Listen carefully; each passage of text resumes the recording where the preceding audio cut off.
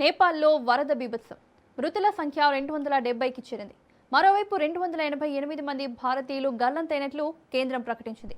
తమిళనాడుకు చెందిన 37 మంది, కేరళకు చెందిన 33 మంది, బెంగాల్కు చెందిన 32 మంది గల్లంతయ్యారు. త్రిశూలి 1 ప్రాజెక్టు సిబ్బంది 73 మంది, ఈషా ఫౌండేషన్కు చెందిన 80 మంది కూడా గల్లంతైనట్లు విదేశాంగ శాఖ తెలిపింది.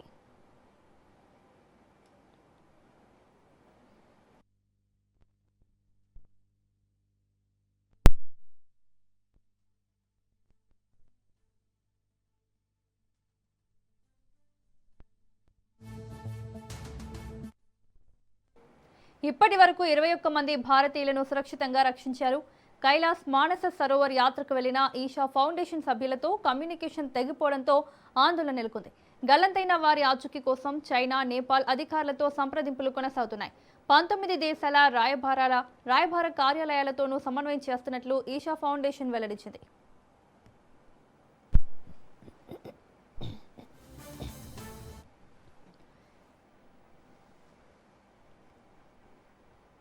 నేపాల్ టిబెట్ సరిహద్దు ప్రాంతాల్లో ఆకస్మిక వరదలు పెను విషాదాన్ని సృష్టించాయి. భారీ వర్షాలు ఒక్కసారిగా విరుచుకుపడిన వరదలతో పలు ప్రాంతాలు అతలాకుతలమయ్యాయి. ఈ జల విలయంలో మృతుల సంఖ్య 165కు చేరగా ఏకంగా 826 మంది గల్లంతైనట్లు అధికారులు వెల్లడించారు.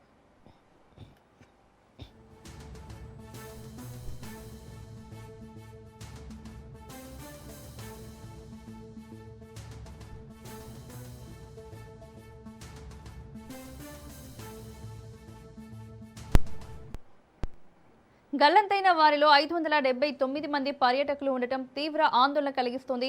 మరో 85 మంది భద్రతా సిబ్బంది, 162 మంది వివిధ జల విద్యుత్ ప్రాజెక్టులు, కస్టమ్స్ కార్యాలయాల్లో పనిచేస్తున్న ఉద్యోగులు ఉన్నట్లు అధికారులు తెలిపారు.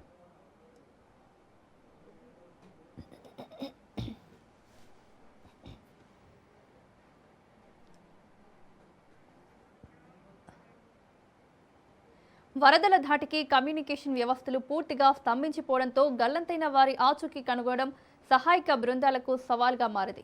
శిథిలాలు, బురదలో చిక్కుకున్న వారి కోసం నేపాల్ ఆర్మీ, రెస్క్యూ బృందాలు, హెలికాప్టర్లు, అత్యవసర యంత్రాలతో ముమ్మరంగా గాలింపు చర్యలు చేపట్టాయి.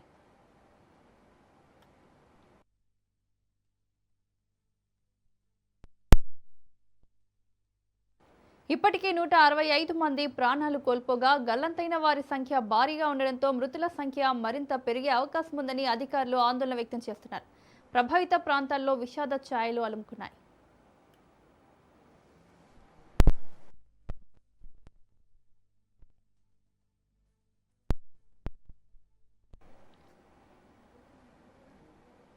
నేపాల్ను వరద భయం ఇంకా వెంటాడుతూనే ఉంది. ఒకవైపు హిమాలయ ప్రాంతాల్లో సంభవించిన భారీ జల విలయం నుంచి ప్రపంచ దేశాలు ఇంకా తేరుకోకముందే మరో భారీ వరద ముప్పు హెచ్చరికలు ఆందోళనకు గురి చేస్తున్నాయి. చైనా తాజాగా నేపాల్ను అప్రమత్తం చేసింది. నేపాల్ చైనా సరిహద్దు సమీపంలో ఏర్పడిన సహజ ఆనకట్ట సరస్సులో నీటి మట్టం వేగంగా పెరుగుతోందని, రాబోయే 3 రోజుల్లో మరో భారీగా నీరు చేరే అవకాశం ఉందని హెచ్చరించింది. చైనా అధికారుల అంచనా ప్రకారం ఇప్పటికే ఆ సరస్సులో సుమారు 20 లక్షల క్యూబిక్ మీటర్ల నీరు ఉంది. మరో 3 రోజుల్లో సుమారు 30 లక్షల క్యూబిక్ మీటర్ల నీరు చేరే అవకాశం ఉంది. దీంతో సహజ ఆనకట్ట తెగిపోయే ప్రమాదం ఉందని అధికారులు హెచ్చరిస్తున్నారు.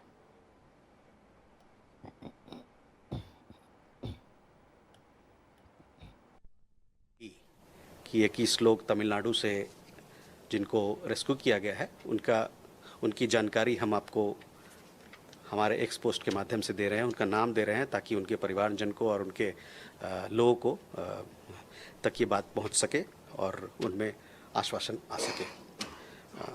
जो जो हमारे पास अपडेट आएगा हम आपको बताते रहेंगे। हाँ पढ़ें। डेथ फिगर्स के बारे में क्या कोई कंफर्मेशन हुआ है? क्या उसमें कोई इंडियन है, नेपाली साइड में भी और चाइनीज साइड में भी? तो डेथ फिगर्स के बारे में वही हमारे पास जानकारी नहीं है, लेकिन जैसे मैंने आपको बताया कि एक प्रकार से स्थिति जो है वो लगातार बदल रही है, वहाँ पर एक डायनेमिक सिचुएशन है और जो ही हमारे पास और कुछ साझा करने को होगा हमसे साझा करेंगे। ये 200 लोगों की बात जो मैं कह रहा हूँ तो फंसे हुए हैं, तो स्टैंडर्ड है, इनको निकाला जाएगा वहाँ से। कुछ लोग हो सकता है कि वहाँ लापता हों, जिसके बारे में पूरी जानकारी हमारे पास नहीं है। हम लोग भी इस पर एक गणना कर रहे हैं, लोगों से बात कर रहे हैं ताकि और उस पर भी कोई जो हमारे पास अपडेट होगा उसके आपको हम साझा करेंगे।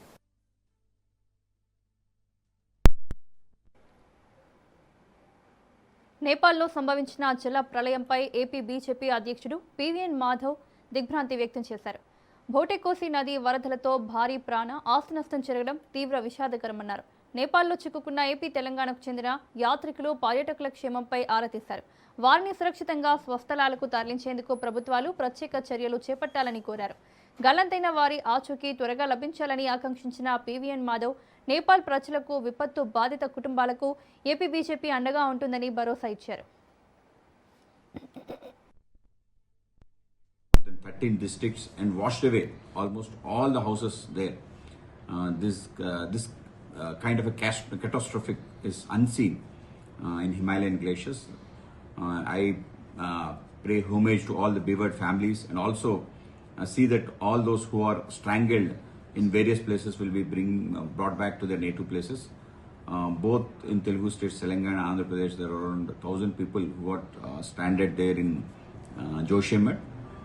Both governments are seeing how to bring them back. There's a helpline that was installed at AP Bhavan also. Lots of officers are on duty and government is also on high alert because then the downstream it will come to Bihar and merges with Ganga. So all the people should be aware of this flash flood and we pray to Almighty that all the Tummidihatti barrage పై కీలక సమావేశానికి కేంద్రం notice జారీ చేసింది. ప్రాణహిత నదిపై barrage నిర్మాణంపై September 1న సమావేశం జరగనుంది. సిడబ్ల్యూసీ చైర్మన్ అధ్యక్షతన న్యూఢిల్లీలోని సేవా భవన్లో ఉదయం 11 గంటలకు భేటీ నిర్వహించనున్నారు. తెలంగాణ సీఎం రేవంత్ రెడ్డి లేఖను రిఫరెన్స్గా తీసుకుని ఈ సమావేశాన్ని ఏర్పాటు చేశారు. బ్యారేజ్ నిర్మాణానికి సంబంధించిన సాంకేతిక అంతర్రాష్ట్ర అంశాలపై సమావేశంలో చర్చించనున్నారు. తెలంగాణ, మహారాష్ట్ర అధికారులను సమావేశానికి హాజరు కావాలని కేంద్రం ఆహ్వానించింది. మీరాలం చెరువుపై నిర్మిస్తున్న సస్పెన్షన్ బ్రిడ్జి పనులను సీఎం రేవంత్ పరిశీలించారు. పనుల పురోగతిని అధికారులు ఫోటో ప్రదర్శన ద్వారా సీఎంకు వివరించారు. నిర్ణీత గడువులోగా పనులను పూర్తి చేయాలని సీఎం ఆదేశించారు. చెరువులోకి మురుగునీరు చేరకుండా పటిష్టమైన చర్యలు తీసుకోవాలని సూచించారు. చెరువు నుంచి మూసిలోకి వరద నీరు సులభంగా వెళ్లేలా నాలాను విస్తరించాలని ఆదేశించారు. అంతేకాకుండా చెరువులో వాటర్ స్పోర్ట్స్ కు అనుగుణంగా డిజైన్ చేయడంతో పాటు ఐలాండ్లను అభివృద్ధి చేయాలని సూచించారు.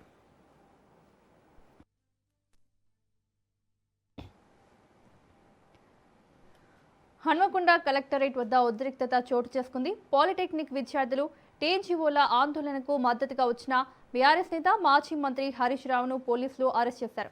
జియో 97 రద్దు చేయాలని విద్యార్థులు ఆందోళన చేపట్టగా వారికి మద్దతుగా హరీష్ రావు ధర్నాలో పాల్గొన్నారు. దీంతో పోలీసులు ఆయనను అదుపులోకి తీసుకుని సుబేదారి పోలీస్ స్టేషన్కు తరలించారు.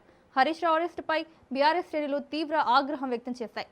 పోలీసులకు, ప్రభుత్వానికి వ్యతిరేకంగా నినాదాలు చేశారు.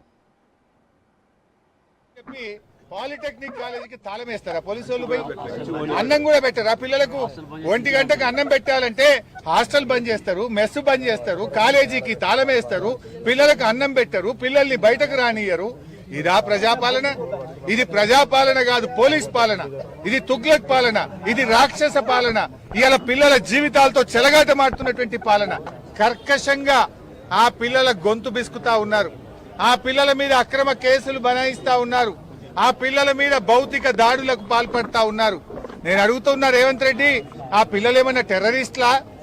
ఆ పిల్లలేమన్నా సంఘ విద్రోహ శక్తులా? ఆ పిల్లలు తమ భవిష్యత్తును నాశనం చేయొద్దని, మా భవిష్యత్తు స్కిల్ యూనివర్సిటీలో కలిపి మీరు చెలగాటమాడొద్దని ఈ ప్రభుత్వంతో పోరాటం చేస్తున్నారు. స్కిల్ యూనివర్సిటీకి గవర్నమెంట్ తో సంబంధం లేదు. ఇవాళ రాష్ట్రంలో ఉండే ప్రభుత్వ పాలిటెక్నిక్లను తీసుకుపోయి స్కిల్ యూనివర్సిటీలో కలపడం అంటే ప్రైవేట్ పరం చేయడం. ఆ పిల్లల్ని ఆగం చేస్తున్నావు. ఇలా పాలిటెక్నిక్ పిల్లలు 15,000 ఫీజు కడితే చదువు అయిపోతుంది. రేపు ప్రైవేట్ లో కలిపితే 5,000 సంవత్సరానికి, 3 ఏళ్లకు 15,000. రేపు మీరు స్కిల్ యూనివర్సిటీలో కలిపితే అడ్డగోలుగా ఫీజులు పెంచితే ఆ పిల్లల భవిష్యత్ ఆగం కాదా? ఏఐసిటి అనుమతితో వాళ్ళు పిల్లలు చదువుతున్నారు కనుక ఇంజనీరింగ్ లో 2nd ఇయర్ డైరెక్ట్ గా పోయే అవకాశం ఉంది. రేపు నువ్వు స్కిల్ యూనివర్సిటీలో కలిపితే వాళ్ళ జీవితాలు ఆగమవుతాయి. ఇవాళ polytechnic is different, ITI is different. నీకు అవగాహన లేక ఐటీఐతో పాలిటెక్నిక్ లను కలపడం వల్ల పిల్లల జీవితాలు ఆగమవుతాయి.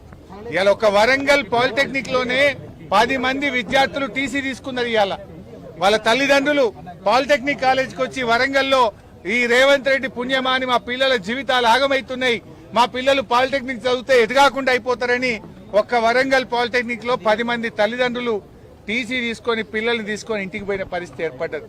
రేవంత్ రెడ్డి ఇప్పటికైనా కళ్ళు తెరువు, చిల్లర బేసిజాలకు పోకు, నువ్వు కళ్ళు తెరిచి వెంటనే జీవో 97 రద్దు చేయాలని, పాలిటెక్నిక్లను యథావిధిగా ప్రభుత్వంలోనే నడపాలని చెప్పి మేము డిమాండ్ చేస్తా ఉన్నాం. పిల్లలు ఒకటే చెప్తుండ్రు, కమిటీలు వద్దు. కమిటీ దేనికోసం? స్కిల్ యూనివర్సిటీలో కలపడం కోసం కమిటీ. కలవడానికే మేము సిద్ధంగా లేము. మేము ఈ పాలిటెక్నిక్లను ప్రభుత్వంలోనే కొనసాగాలని కోరుతున్నారు. ఇప్పుడు రేవంత్ రెడ్డి ఇంకో విషయం కూడా అడగదలుచుకున్నా. ప్రతిదానికి ఆంధ్రప్రదేశే ఆదర్శం, మీ గురువు గారే ఆదర్శం అంటావు కదా. ఆ ఆంధ్రప్రదేశ్ లోనే పాలిటెక్నిక్లను స్కిల్ యూనివర్సిటీలో కలిపి పొరపాటైందని, పిల్లల భవిష్యత్తు దెబ్బతింటదని నాలుక గడుచుకొని ఇప్పుడు ఆ పాలిటెక్నిక్లను తిరిగి స్కిల్ యూనివర్సిటీ నుంచి హైయర్ ఎడ్యుకేషన్ లో కలపడం జరిగింది. వాపస్ తెచ్చుకున్నారు. మరి మీ గురువు గారు నీ ఆదర్శంగా ఉండే ఆంధ్రప్రదేశ్ వెనక్కు తీసుకుంది కదా, నువ్వు కూడా వెంటనే వెనక్కు తీసుకోవాలని చెప్పి మేము డిమాండ్ చేస్తా ఉన్నాం. ఇవాళ స్కిల్ యూనివర్సిటీలో కలపడం అంటేనే ప్రైవేట్ లో కలపడం. ఇవాళ రేవంత్ రెడ్డి నేను కోరేది ఒక్కటే, అనవసరంగా ఈ పాలిటెక్నిక్ విద్యను ప్రైవేట్ పరం చేయొద్దు. నేను రాహుల్ గాంధీని కూడా అడుగుతున్నా, రాహుల్ గాంధీ అంతటా పోయి ఉద్యమాలు చేస్తున్నావు, ఢిల్లీలో చేస్తున్నావు, బీహార్లో చేస్తున్నావు, మరి తెలంగాణకి ఎందుకు వస్తలేవు? ఇక్కడ కూడా జెన్జీ రోడ్ల మీద ఎక్కి పోరాడుతుంది కదా, 1,00,000 మంది పాలిటెక్నిక్ విద్యార్థులు పోరాడుతున్నారు కదా, ఫీజు రియంబర్స్మెంట్ కోసం విద్యార్థులు పోరాడుతున్నారు కదా, నిరుద్యోగులు జాబ్ నోటిఫికేషన్ కోసం పోరాడుతున్నారు కదా. ఆనాడు రాహుల్ గాంధీ, ప్రియాంక గాంధీలు యూనివర్సిటీ మెట్లెక్కినారు, లైబ్రరీల చుట్టూ తిరిగినారు, నిరుద్యోగుల చుట్టూ తిరిగారు, హామీలు గుప్పించారు. ఎందుకు ఇప్పుడు రావట్లేదు? అంటే ఢిల్లీకో నీతి, తెలంగాణకో నీతి రాహుల్ గాంధీ గారు? ఇలా నువ్వు ఏ రకంగా అయితే పోరాడుతున్నావో ఇలా తెలంగాణకు వచ్చి పోరాడు, మా పాలిటెక్నిక్ విద్యార్థులతో మాట్లాడు, రేవంత్ రెడ్డికి మొట్టికాయలేసి జీవో 97 రద్దు చేయి.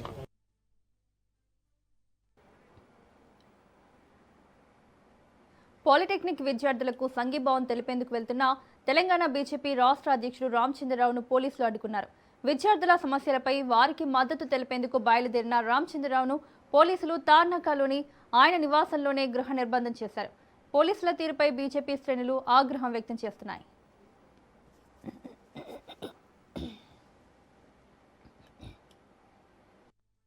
విద్యార్థుల యొక్క కోరిక మేరకై వారి యొక్క నామంతపూర్ పాలిటెక్నిక్ కాలేజ్ నేను పోయేది ఉండే, విద్యార్థులతో కలిసి వారి సమస్యలు తెలుసుకోవాలనేటువంటి ఒక కార్యక్రమం ఉన్నది. కానీ పొద్దున్నే ఈరోజు ప్రభుత్వం ఒక ఏదైతే అణచివేత వ్యవహారం వలన పోలీసులు పంపించిన హౌస్ అరెస్ట్ చేయడం జరిగింది. జాతీయ క్రీడా దినోత్సవం సందర్భంగా ప్రధాని నరేంద్ర మోదీ దేశవ్యాప్తంగా విద్యార్థులు, యువ క్రీడాకారులతో ఆన్లైన్లో ముచ్చటించారు. ఈ కార్యక్రమంలో దాదాపు 10 లక్షల మంది విద్యార్థులు పాల్గొన్నారు. క్రీడలను కింది స్థాయి నుంచే ప్రోత్సహించేందుకు కేంద్రం ప్రత్యేక చర్యలు చేపడుతోందని మంత్రి తెలిపారు. క్రీడాకారులకు శిక్షణ, పౌష్టికాహారం, అవసరమైన సహకారం అందిస్తున్నామన్నారు. తెలంగాణలో కాంగ్రెస్ ప్రభుత్వం 1000 రోజుల పాలనపై బీఆర్ఎస్ నిరసనలకు సిద్ధమైంది. సెప్టెంబర్ 1వ తేదీ నుంచి 10వ తేదీ వరకు రాష్ట్ర వ్యాప్తంగా వినూత్న కార్యక్రమాలు చేపట్టాలని నిర్ణయించింది. ప్రభుత్వ వైఫల్యాలను ప్రజల్లోకి తీసుకెళ్లడంతో పాటు కాంగ్రెస్ ఎన్నికల సమయంలో ఇచ్చిన హామీల అమలుపై ప్రశ్నించేందుకు కార్యాచరణ రూపొందించింది. సెప్టెంబర్ 1న తెలంగాణ భవన్లో ప్రభుత్వ వైఫల్యాలపై రూపొందించిన ఛార్జ్ షీట్ లోగో ఆవిష్కరించనున్నారు. సెప్టెంబర్ 2న 6 గ్యారంటీల అమలులో వైఫల్యాలను నిరసిస్తూ నియోజకవర్గ కేంద్రాల్లో ధర్నాలు నిర్వహించడంతో పాటు ప్రజలకు బాకీ కార్డులు పంపిణీ చేసి 420 అడుగుల ఫ్లెక్సీని ప్రదర్శించనున్నారు. సెప్టెంబర్ 3న వ్యవసాయ రంగ సమస్యలు, 22A అంశం, విద్యుత్, యూరియా, రైతు బీమా వంటి అంశాలపై రాష్ట్ర వ్యాప్తంగా ధర్నాలు చేపట్టనున్నారు. నాగార్జున సాగర్ కేంద్రంగా మరోసారి ఏపీ తెలంగాణ మధ్య జల వివాదం ముదిరింది. కేఆర్ఎంబీ అనుమతి లేకుండానే ఏపీ అధికారులు నీటిని విడుదల చేసుకునేందుకు ప్రయత్నించడంతో ఉద్రిక్తత నెలకొంది. ఏపీ అధికారుల ప్రయత్నాన్ని తెలంగాణ జెన్కో అధికారులు అడ్డుకున్నారు. ప్రస్తుతం కుడి కాల్వ ద్వారా ఏపీకి 3 వాటాల కింద 2235 క్యూసెక్కుల నీరు మళ్లిస్తుండగా తెలంగాణకు 1 వాటా కింద 732 క్యూసెక్కుల నీరు విడుదలవుతుంది.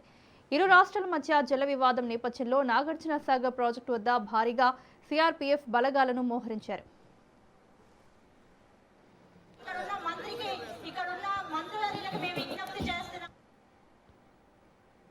ఏపీ ప్రభుత్వం కీలక నిర్ణయం తీసుకుంది. పంచదార్ల కొండను నో మైనింగ్ జోన్గా ప్రకటించింది. మైనింగ్కు సంబంధించి వచ్చిన ఫిర్యాదులపై చర్యలు చేపట్టిన ప్రభుత్వం 2.153 హెక్టార్ల క్వారీ లీజ్ను రద్దు చేసింది. పంచదార్లకొండలో ఇకపై మైనింగ్ కార్యకలాపాలకు అనుమతి ఉండదని ప్రభుత్వం స్పష్టం చేసింది. అనకాపల్లి జిల్లాలోని పంచదార్లకొండపై కూటమి ప్రభుత్వం ఈ నిర్ణయం తీసుకుంది. పంచదార్లకొండను నో మైనింగ్ జోన్గా ప్రకటిస్తూ ప్రభుత్వం జీవో జారీ చేసింది. పంచదార్లకొండపై అక్రమ మైనింగ్కు సంబంధించి వచ్చిన ఫిర్యాదులపై ప్రభుత్వం కఠిన చర్యలకు ఉపక్రమించింది.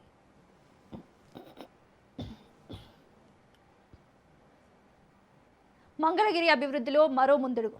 మోడ్రన్ రైతు బజార్ నిర్మాణానికి మంత్రి నారా లోకేష్ శంకుస్థాపన చేశారు. నిడమర్రు రైల్వే గేట్ వద్ద 5.90 ఎకరాల విస్తీర్ణంలో 18.55 కోట్ల వ్యయంతో ఆధునిక రైతు బజార్ నిర్మించనున్నారు. రిటైల్, హోల్సేల్ మార్కెట్లతో పాటు కూరగాయలు, పండ్లు, పూల విక్రయాలకు ప్రత్యేక స్టాళ్లు ఏర్పాటు చేయనున్నారు. Cold storage, vegetable wash area, canteen, మరుగుదొడ్లు, పార్కింగ్ వంటి ఆధునిక సౌకర్యాలు కల్పించనున్నారు. మంగళగిరి ప్రజలు రైతుల అవసరాలకు అనుగుణంగా పరిశుభ్రంగా, పర్యావరణ హితంగా ఈ ఇంటిగ్రేటెడ్ మార్కెట్ను నిర్మించనున్నట్లు అధికారులు తెలిపారు.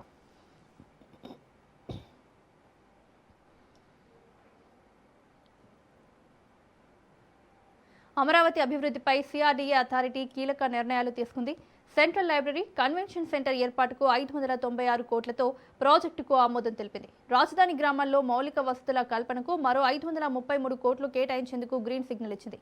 రైతుల ప్లాట్లలో చిన్న రోడ్లకు, సీసీ రోడ్లకు బదులుగా బీటీ రోడ్లు నిర్మించేందుకు నిర్ణయించింది. మంగళగిరి, తాడేపల్లి కార్పొరేషన్కు అమరావతి స్టోరేజ్ ట్యాంకుల నుంచి తాగునీరు అందించేందుకు ఆమోదం తెలిపింది. ఇన్ఫ్రాస్ట్రక్చర్ ఏదైతే ఉందో అంటే 29 విలేజ్ల్లో సిటీతో ప్యారలల్గా roads, drains, water lines, lights విలేజ్ల గుండా ట్రంక్ రోడ్స్ పోతున్నాయో పోయినప్పుడు వాళ్ళకి ల్యాండ్ టు ల్యాండ్ ఇచ్చి లేఅవుట్ వేసి ఇస్తున్నాం. ఎన్ఎస్పి దానికి కలిసి 533 కోట్లతో యాక్చువల్గా ఈరోజు అథారిటీ అప్రూవ్ ఇచ్చింది. సో దీంతో మొత్తం ఆల్రెడీ 904 కోట్లు ఇచ్చింది. ఇదొక 533 కోట్లు, మొత్తం 1437 కోట్లతో 29 గ్రామాలలో 100% మౌలిక వసతులు పూర్తవుతాయి. ఒక సెంట్రలైజ్డ్ పబ్లిక్ లైబ్రరీ, అదేవిధంగా ఒక ఆడిటోరియం. బీసీలకు ఎవరు ఎక్కువ ప్రాధాన్యత ఇచ్చారనే అంశంపై నెల్లూరులో రాజకీయ వాడివేడి పెరిగింది. టీడీపీ ఎమ్మెల్సీ బీద రవిచంద్ర సవాల్ను స్వీకరిస్తున్నట్లు మాజీ మంత్రి అనిల్ కుమార్ యాదవ్ తెలిపారు. చర్చకు తేదీ, సమయం, వేదిక చెబితే తాను సిద్ధమని స్పష్టం చేశారు. జగన్ హయాంలో బీసీ, ఎస్సీ, ఎస్టీ, మైనార్టీలకు పెద్దపీట వేశారని అన్నారు. కూటమి ప్రభుత్వం కూడా బీసీలకు పదవుల్లో ప్రాధాన్యత ఇవ్వాలని డిమాండ్ చేశారు. సమాధానం చెప్పాల్సిన బాధ్యత మీ ముఖ్యమంత్రిగా మీ మీద ఉంది, పార్టీగా మీ మీద ఉందంత మాత్రమే మేము అడుగుతా ఉన్నాం. దీన్ని వదిలేసి మాకు ఒక పాలసీ ఉంది అని చెప్పారు. ఆ పాలసీ ఏంటో చెప్పండి. ఏంటి మీ పాలసీ? బీసీలకి మేము ఇవ్వము అన్నది మీ పాలసీయా? ఈరోజు చాలా మంది రాజకీయాల్లో బీసీలు కానీ అట్టడుగున వర్గాలు కానీ రాజకీయాల్లోకి రావాలి అంటే కొంతమందిని చూసుకుంటాం. అరే ఇంతమందికి వచ్చినాయి మనం. పల్నాడు జిల్లా చిలకలూరిపేటలో జరిగిన రోడ్డు ప్రమాద మృతుల కుటుంబాలను మాజీ మంత్రి విడుదల రజని పరామర్శించారు. ప్రమాదంలో మృతి చెందిన వారికి నివాళులర్పించి ఘటన చాలా బాధాకరమని అన్నారు. మృతుల కుటుంబాలకు ప్రగాఢ సంతాపం తెలిపారు.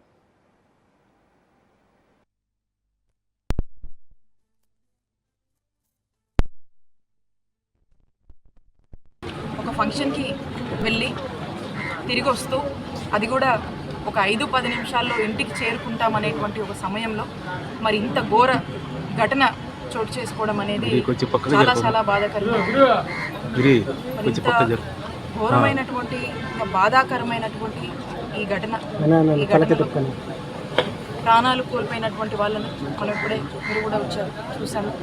ఇక్కడ ఒక 5 మంది ఉన్నారు, జీజీహెచ్లో ఒక 2 ఉన్నారు, మొత్తము ఆటోలో 15 మంది ఉన్నారు. ఆ మిగతా వాళ్ళంతా కూడా ప్రైవేట్ హాస్పిటల్స్లో చికిత్స పొందుతూ ఉన్నారు. మైన్స్ ఏడీఈపై ఏసీబీ అధికారులు దాడులు నిర్వహిస్తున్నారు. భూపాలపల్లి మైన్స్ ఏడీఈ బొజ్జా జయరాజ్ నివాసంలో ఏసీబీ సోదాలు కొనసాగుతున్నాయి. వరంగల్ ఏసీబీ డీఎస్పీ సాంబయ్య ఆధ్వర్యంలో తనిఖీలు చేపట్టారు. ఆదాయానికి మించిన ఆస్తులు కలిగి ఉన్నారన్న ఆరోపణలపై సోదాలు నిర్వహిస్తున్నట్లు సమాచారం. భూపాలపల్లితో పాటు హైదరాబాద్, బోడుప్పల్, సూర్యాపేట, తాండూరు సహా మొత్తం 12 ప్రాంతాల్లో ఏకకాలంలో తనిఖీలు కొనసాగుతున్నాయి. ఇసుక అక్రమ రవాణాదారులతో సంబంధాలపైన ఆరోపణలు ఉండడంతో ఉదయం నుంచే ఏసీబీ అధికారులు విస్తృతంగా సోదాలు నిర్వహిస్తున్నారు.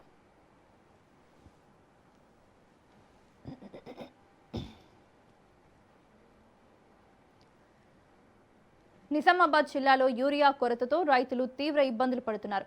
యూరియా కోసం గంటల తరబడి ఎదురు చూస్తున్నా అవసరమైనంత ఎరువు అందడం లేదని ఆవేదన వ్యక్తం చేస్తున్నారు. భీమ్గల్ మండలం బడా భీమ్గల్లో యూరియా కోసం రైతులు ధర్నాకు దిగారు. యూరియా యాప్లో బుకింగ్ కోసం ఓపెన్ చేసిన నిమిషాల్లోనే నో స్టాక్ చూపిస్తోందని రైతులు ఆరోపిస్తున్నారు. తమ గ్రామానికి చెందిన రైతులకు ఒక్కరికి కూడా యూరియా బుక్ కాకుండా ఇతర గ్రామాల వారికి ఎలా బుకింగ్ అవుతోందని అధికారులను నిలదీశారు.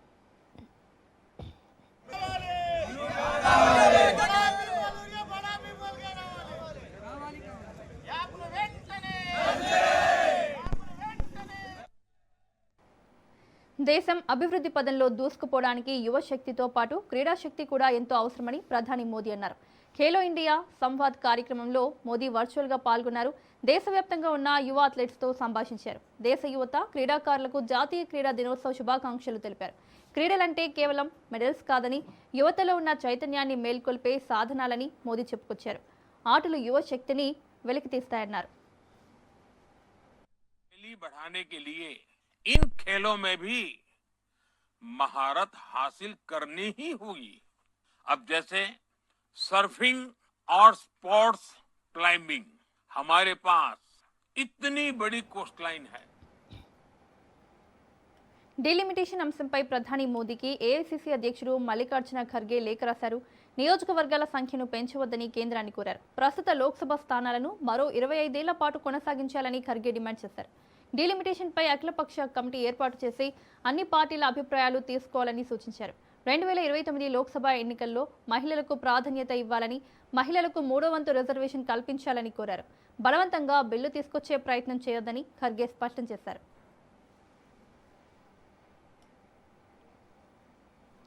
భారత్ శ్రీలంక రెండో టెస్ట్ మ్యాచ్ డ్రాగా ముగిసింది. దీంతో 2 మ్యాచ్ల టెస్ట్ సిరీస్ను టీమిండియా 1-0తో కైవసం చేసుకుంది. కొలంబో వేదికగా జరిగిన రెండో టెస్టులో శ్రీలంక బ్యాటర్లు వీరోచితంగా పోరాడారు. డ్రా కోసం భారత బౌలర్లను చివరి వరకు ధీటుగా ఎదుర్కొన్నారు. ఫాలో ఆన్ ఇన్నింగ్స్లో భారత బౌలర్లు ఆశించిన స్థాయిలో రాణించలేకపోవడంతో మ్యాచ్ డ్రాగా ముగిసింది. దీంతో సిరీస్ భారత్ సొంతమైంది.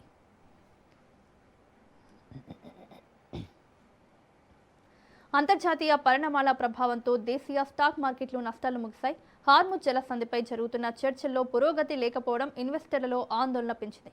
దీంతో అమ్మకాల ఒత్తిడి కనిపించింది. సెన్సెక్స్ 539 పాయింట్లు నష్టపోయి 76,933 వద్ద ముగిసింది. నిఫ్టీ 116 పాయింట్లు తగ్గి 24,090 వద్ద స్థిరపడింది. బ్యాంక్ నిఫ్టీ 273 పాయింట్లు పడిపోయి 57,509 వద్ద ముగిసింది.